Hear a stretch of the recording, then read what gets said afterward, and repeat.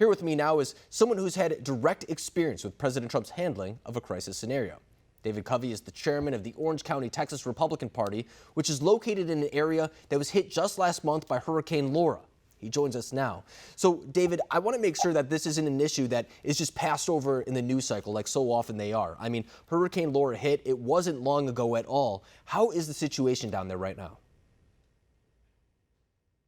We are still in the process of recovering, and a lot of people see the storm system pass over and move on to other areas or die out, and they forget that the impact of the hurricane are long lasting. I was here at the mouth of the Sabine River, which is on the border of Texas and Louisiana, when the 150-mile-an-hour sustained winds came in and were snapping the tops of trees, blowing roofs off and caving windows in, and people's lives were changed forever. And so that won't end for a long time. The economic impact is going to go on for years as people continue to rebuild their lives. And I want to make sure that we shine a spotlight on this issue because when the storm hits, that gets a lot of the news cycle, that gets a lot of the media attention. But oftentimes people evacuate and then they come back to realize the devastation that they are going to be living in for the weeks, months, years after that. So when it comes to resources on the ground, I know President Trump was there just about 2 weeks ago looking at the damage that was done. But as far as resources go, are you getting what you need? First of all, this was the first time that a sitting president has ever come to Orange County. We were the hardest hit county in the state of Texas. Of course, Louisiana was hit, and the president visited there. I would give him a high score of responsiveness to coming. He met with our state and county officials to make sure that we had things like lodging, that we had extra resources to help get the electrical back on, that we had water and hot meals, and that we had lodging to put people up while their homes are being worked on and repaired. So it's been outstanding. There's been a great outpouring from all over the country of people pitching in to help.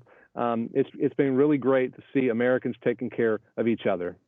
And David, that is good to hear because I want to make sure that the people of your area are particularly taken care of. I mean, I understand that businesses are down. I understand that it's going to be hard to get back to the economic place that you guys were before this storm hit. But I think the immediate focus is on the people of your county. And I think that's really important right now. But I do want to speak on what they want because oftentimes when you turn on the media, you hear kind of more the divisive type of conversations, people talking about how Texas may be up for grabs in the political cycle, things of that nature. But when it comes to your county right now, ideologically, are they more on board with what President Trump is doing right now, or are they looking for change as well, that the same way that you'll hear on the media? Well, when the president came for his visit, we had about a 3-hour notice, and I'll share this because it'll reflect on the attitude.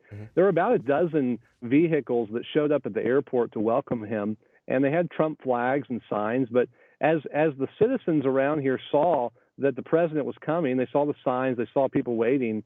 Over those 3 hours, we had over 5,000 people spontaneously show up just by social media and word passing from one person to another.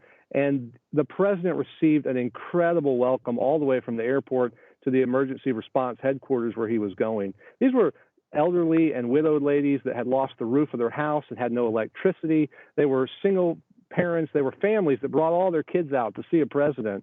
They are hungry for what the president's doing because he's cut through the rhetoric and he's talking about people's lives. How do we make people's lives better and create a world and an economy where all of us can have that success? So he's greatly loved here in Orange County.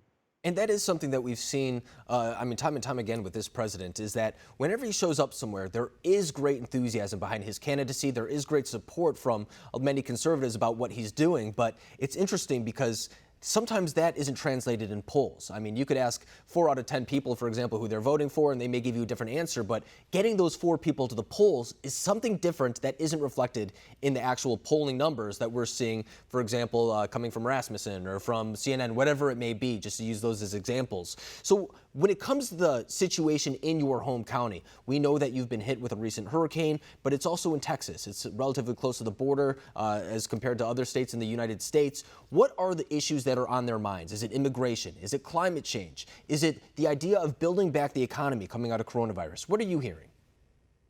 The largest issue has to be the economy and government overreach, shutting down businesses, and so people are very much wanting to open up the state. They have to get back to work. They have to open businesses. There are so many businesses that had to lay off their employees who are just like family, and yet all these businesses are just crying to get their people back to work, and these parents that need to get back to work to be able to take care of their children.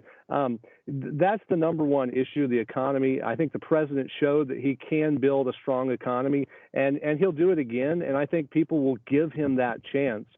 Here in Texas, we almost swung blue when Beto O'Rourke made his appearance, but that was because there was a lack of enthusiasm. And what we see today is that people are energized and ready to reelect the president. And even when it came to that race featuring Beto O'Rourke, of course, I mean, it didn't end up being as close as many people thought. And a lot of the money that was coming into that race, too, was from out of the states. And I think that's something that's very worth pointing out, because sometimes that gets a little bit convoluted and it doesn't necessarily reflect the views of Texans at this very moment. But before I let you go, too, I mentioned before that Hurricane Laura and the aftermath, for example, aren't getting the right attention in the media. Sometimes the demographic of Texas and the possibility of the electoral race isn't already getting the fair share. So I want to ask you, is there anything else that's going down in your county right now, or the state of Texas more broadly, that you think is being misconstrued or not followed enough by the media?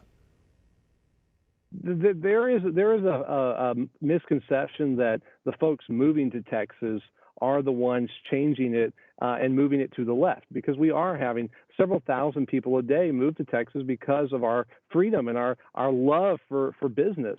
However, our studies show that the people that are moving to Texas are actually generally more conservative than those who live in the state. It's an interesting phenomenon, because we'll often see signs of "Don't California my Texas," right? Well, actually, those moving here are very conservative. And so we welcome people from other states who want to make their life better, have less government and more freedom. And that's why Texas is going to remain red for the foreseeable future and reelect the president.